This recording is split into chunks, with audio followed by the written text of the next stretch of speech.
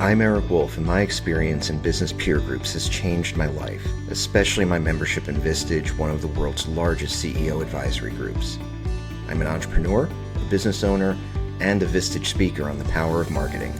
This podcast is dedicated to the people who make those experiences possible, the peer group chairs. Every episode, I interview a Vistage chair who has dedicated their time to helping entrepreneurs like me succeed.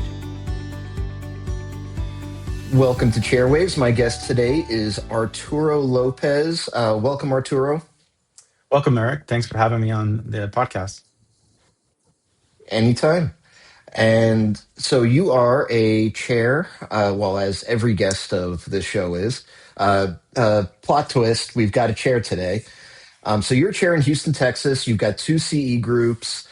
I would love to hear about, I would love to start by kind of hearing where you came from and what your journey as a professional was in your first career before becoming a Vistage chair. And yeah, let's start there if that works.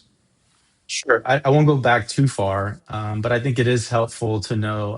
I was in business school. I did about 7 different countries, and I was studying in business school in France, and I was pulled in to come back to Houston. My wife at the time, her family business was based here in Houston, and she said I could go anywhere in the world as long as it's Houston, Texas.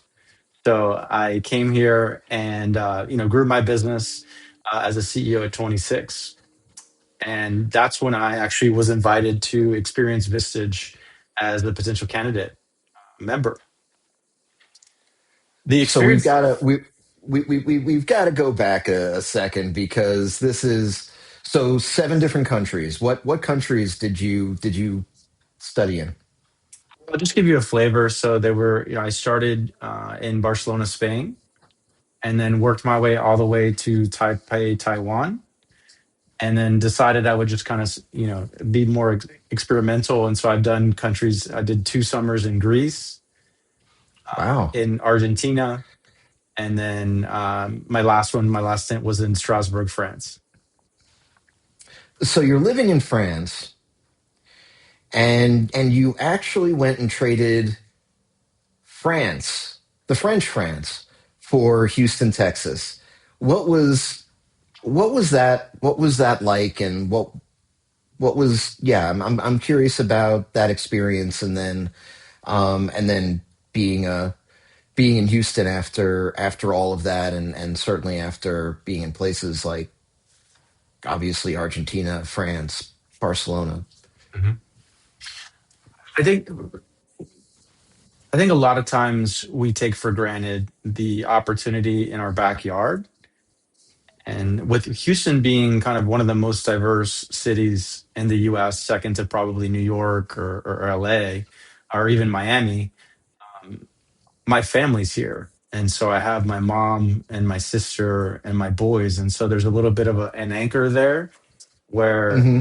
you can take over the world in Europe and you end up, being alone in your castle, right? And so that was kind of the big pull for me was to leverage my global experience in a global community, but have the local exposure and be able to have, coffee and dinner with my family.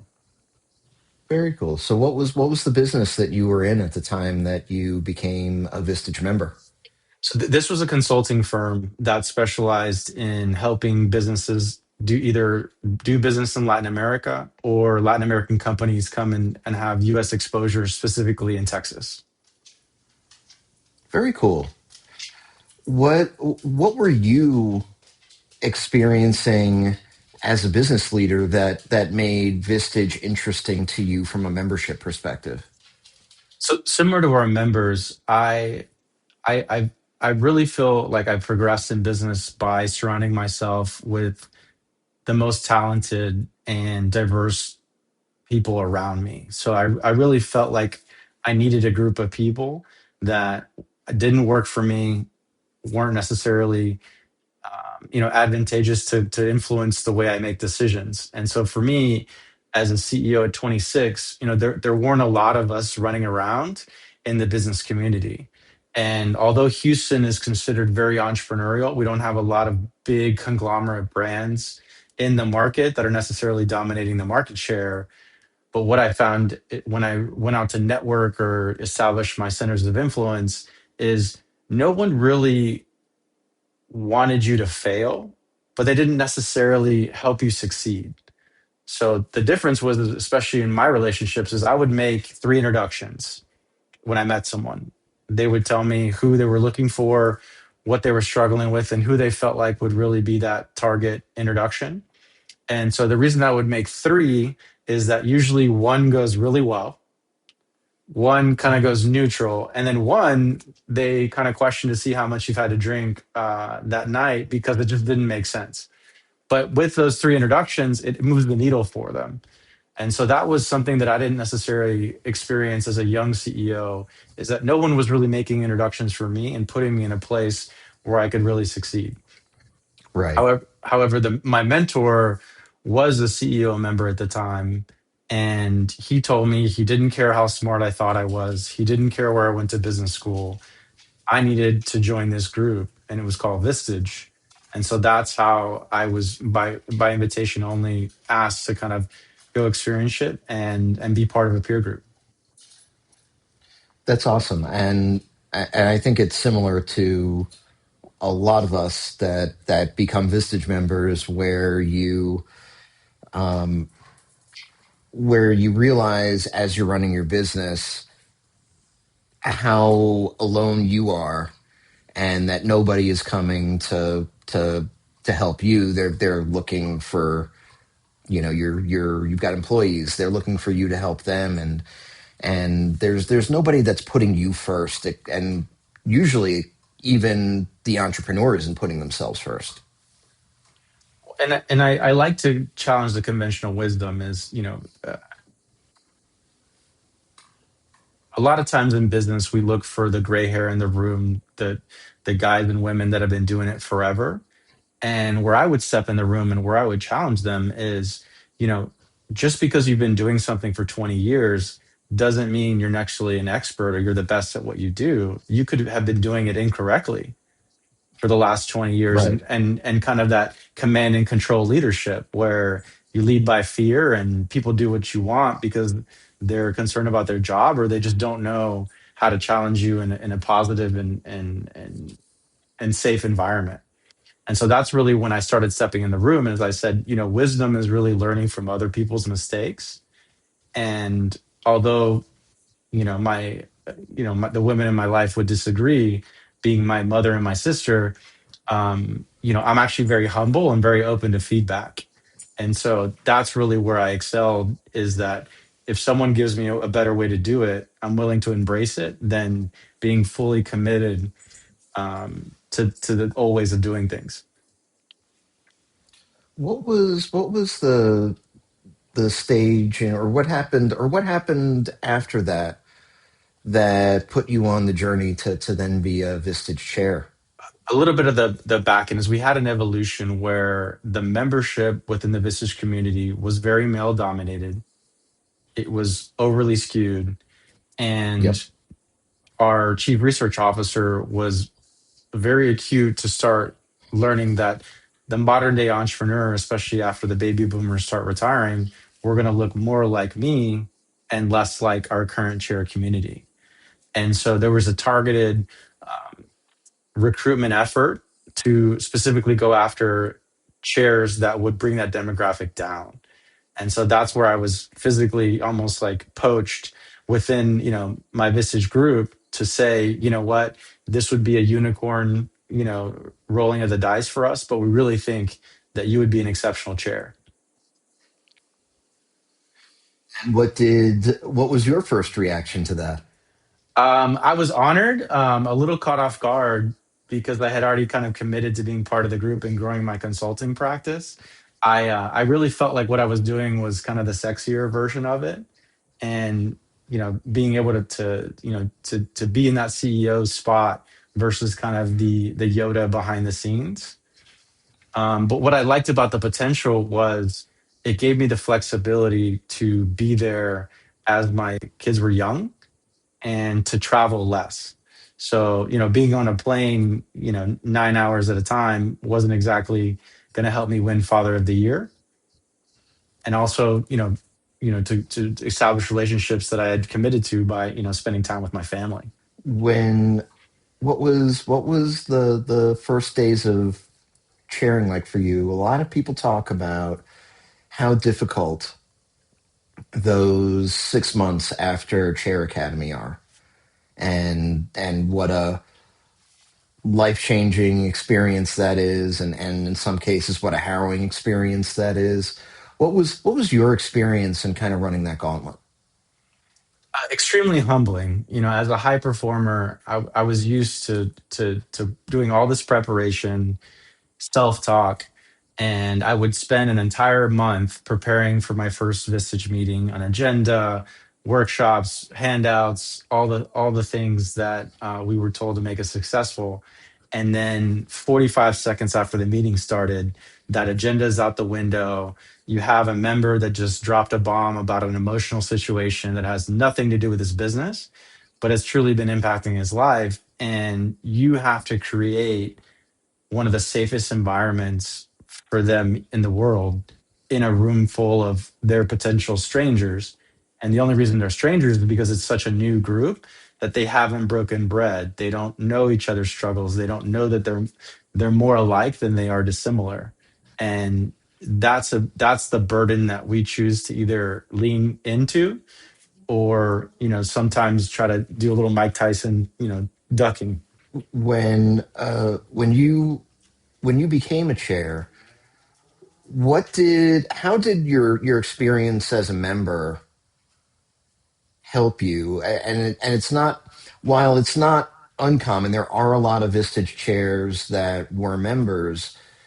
It's probably kind of the minority where most of the chairs, and I've met definitely more than a few, came into Vistage from other careers that had never even experienced a peer group. But you had that experience. How did that inform the way that you walked into the room as a chair? That's a great question. For me as a member, is that I was always challenging my chair to make sure that the experience and agenda was as relevant to me and the other members of the group as possible. So what I mean by that is, we have some of the top and best speakers in the world, and they come in and they present, and their topic is great, but they're not necessarily timely or relevant to what I'm currently facing in this 90-day quarter, this year. And so, although the leadership topics are necessarily great and great philosophies, it wasn't necessarily something I was going to go back the next day and take home to my business. And so, with that, I leverage our decision model, and I really kind of let them, choose their journey and tell me, okay, these are actually the things that are the most relevant. And so, what that evolved my practice into doing is really embracing speakers based on what they were bringing to the table, not necessarily what topics were, currently in mode or trending. When before people come on this podcast, we ask them a lot of questions, and one of the things that we asked was about what you felt made your groups special. And you've got two CE groups in Houston. And when we asked you before you came on what makes your group special, you said they're mostly under 50, they're culturally diverse, they're ideologically diverse. I'm guessing that was intentional. It was intentional by design. I think so many times. How did you go about putting those groups together with this? How did you make that goal a reality as you were going out in the world and recruiting folks? The biggest thing that I think helped me leverage it was I went where the diverse business owners are. So I went to the channels, I went to my centers of influence and said, give me, help me connect with an entrepreneur who maybe didn't go to a fancy business school, has never run a business before, but however, is a really good human being.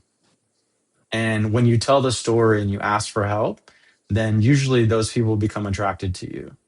And I think so many of my colleagues go to the channels that they know and aren't willing to be uncomfortable in the recruiting efforts and say, you know, it's okay. It's okay that they're not in the Houston Business Journal's top CEOs of 2026.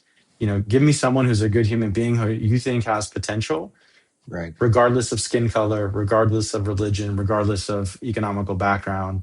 Give me someone who you really think, if you had to bet and invest your own money, where would you go? Very cool. And it sounds like it's worked out. How do you, one thing, and I've talked to a lot of chairs about this, there's a culture within the group, and the chair tends to be the person that is sort of setting the stage for the group and setting that culture, bringing the weather, so to speak. How, when you're talking to people who are potential members, how do you know who the best fits are? Because obviously it's not. I know that there's this idea that, like, oh yeah, if you're a business owner and you fit this and you're willing to pay this money, that every Vistage chair would be lucky to have you. But that's not true. You guys have to choose each other. So what do you see when you're sitting down for lunch or coffee with a potential member that says, yeah, this is a person that's going to bring a lot to this group? The biggest thing that I look for is someone that is open to hearing painful things that they haven't heard about themselves, not necessarily about their leadership, but as themselves as human beings. And although you can't necessarily have that conversation always on the first one-to-one, I believe that you can say almost anything when it comes from a place of love. And so when you challenge them to say, listen, I need you to be uncomfortable, because if you're not uncomfortable, then you're not actually growing. And when they embrace that and they're actually open to that, usually that means it's not necessarily a long-term member, because for us, everyone has kind of their season. But what you want is someone that's going to come and be a giver and get just as much out of it as they give and put in. What's your what are the things that you do within the group and when you're working with new members? Because one of the things that's so very important with any kind of peer group is that emotional safety, the idea that that it truly is a safe space where you can say what's on your mind and there won't be anybody thinking badly of you. How do you bring somebody into that environment and teach them that it's okay? So the first thing I do, especially when it's their first meeting or they've never been a part of a peer group, is I introduce them to a current member, and that particular member is either going through a life situation, a business situation, or maybe even a spiritual experience that aligns with what that member is also going through or needs. And so behind the scenes, I'm very transparent about doing it intentionally, but I connect someone that, whether they know it or not, can be a lifelong meaningful friend. And so I let them connect as a human being individually, and I let them, share what it's like to be, in the group and be coached by me, so that when they actually attend the meeting and participate and see me really try to encourage everyone to be vulnerable, they know that that's who I am, and this is not lip service. It's how I embrace and how I lead my meetings.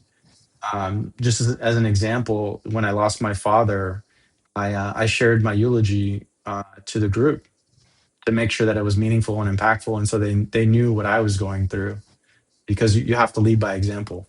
That's an excellent point. How long have you been a chair now, by the way? So I went to Chair Academy in January of 2014. So you've been in for a while now, more than a decade.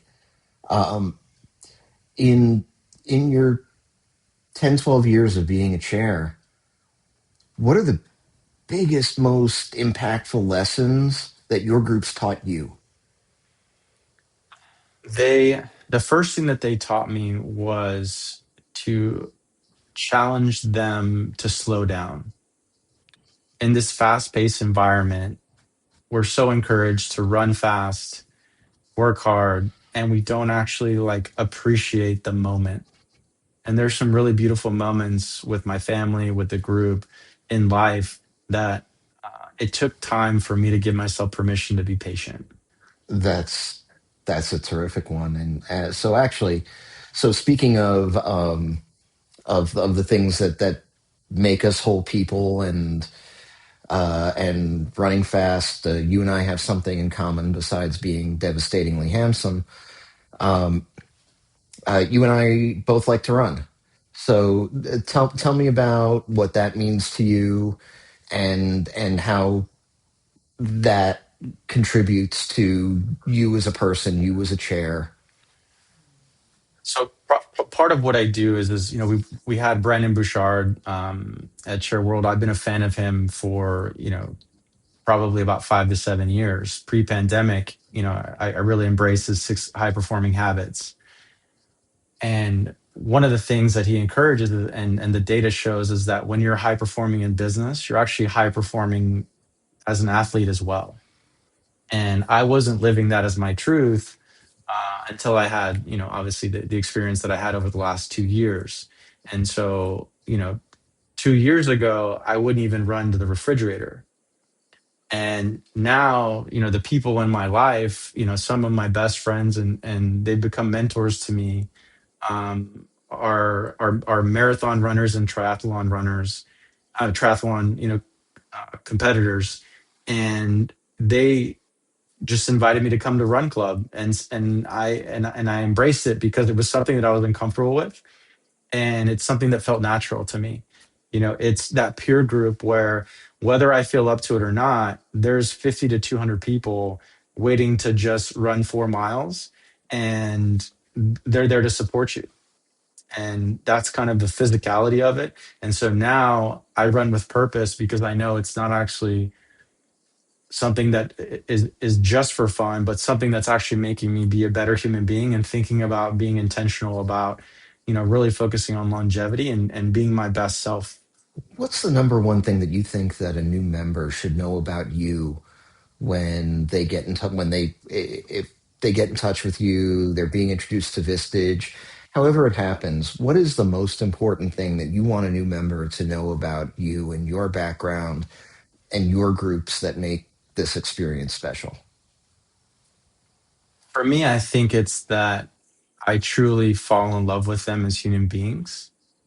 And when they understand that this is a lifelong relationship, and to be okay and uncomfortable with that, to know that I don't do this for the compensation. I do this because I truly love entrepreneurship and evolving someone from thinking about themselves as a CEO and more as a better father, wife, partner, and servant. That's terrific. Well, we're going to wrap up, but I'd like to ask for if folks have questions about your groups, if you've got anybody living overseas that wants to know how to trade, France for Texas, and I don't know, maybe get a draft pick in return. I don't know. What's the best way to get in touch with you? So I have an anchor. You can always reach out to me at www.houstonceos.com. That's my brand in Houston. It has my contact information as well. Very cool. Thank you for joining me. And jokes aside, I know that your community in Houston is very lucky to have you. And thanks for being a great guest today. I really appreciate you. Thank you, Eric. Take care. Thanks for listening to this episode of Chairwaves. You can subscribe to our feed using Spotify, Apple Podcasts, or your platform of choice. You can also visit chairwaves.com for more information. Chairwaves is hosted and produced by me, Eric Wolf, And to connect with me, you can visit my website at ewolf.live. That's EWOLF.live. And a disclaimer, while I love Vistage and CEO peer groups, this podcast is not owned by or affiliated with Vistage or any other peer organization. Thanks for listening.